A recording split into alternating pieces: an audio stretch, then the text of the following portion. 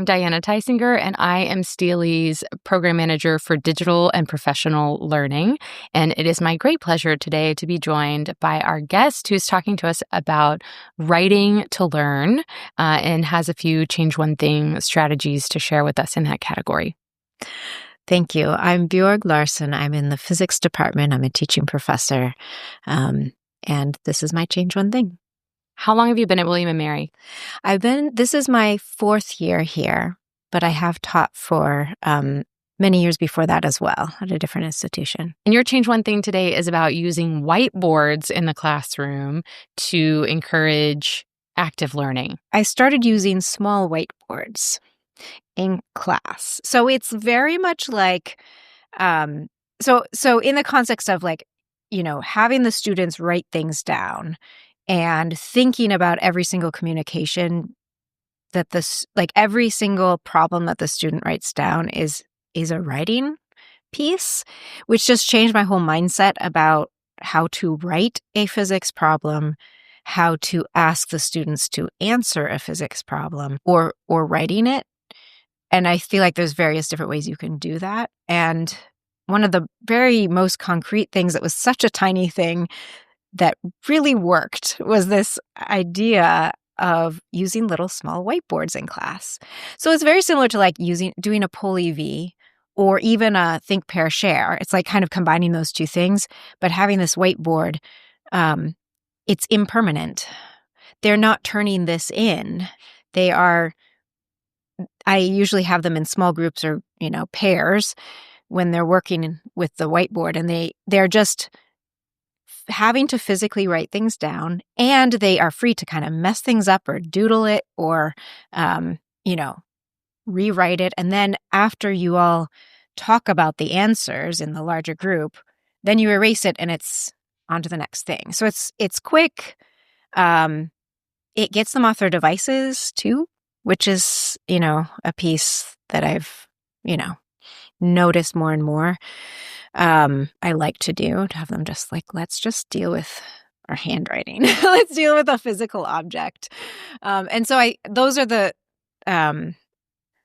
it was just a simple way to get them to really engage with each other and to engage with the material in a quick way. If you pose a question to the class or say, hey, what do you think the answer to this is? If they have something that they're kind of allowed and encouraged to write on, and not, if they're typing notes in class on their computer and then you throw out some sort of a problem they're supposed to solve, then how are they supposed to solve that? So it's this physical object that allows them to work through a problem. Have you had feedback from your students about what they think of this? Yes. So I've used it in 2 different contexts. I have never used it in the big classroom, the 200 student classroom, but it works really well in the medium classroom. What's medium for you? Well, medium would be even 30 Okay. Could be medium. But of course it could work smaller and probably could work bigger. I just have never purchased enough small whiteboards to try it out in a very big class, let's say.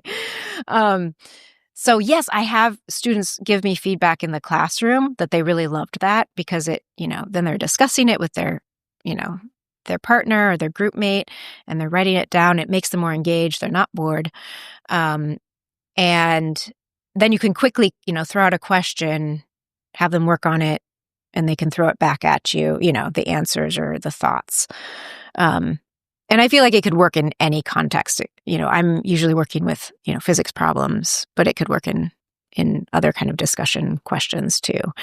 And then the other context I've used it is actually, we started using it in lab. One of my TAs had started walking around with a whiteboard so that he could help students figure things out. And then I kind of had this epiphany, it's the same thing, and let me put a whiteboard on every table. So each partner has, set of partners has a whiteboard, and they use them all the time. They do their scribbling there because otherwise they might not have a notebook. They might be on their computer doing all their data analysis and not have anything to write things down with and thoughts and figure things out.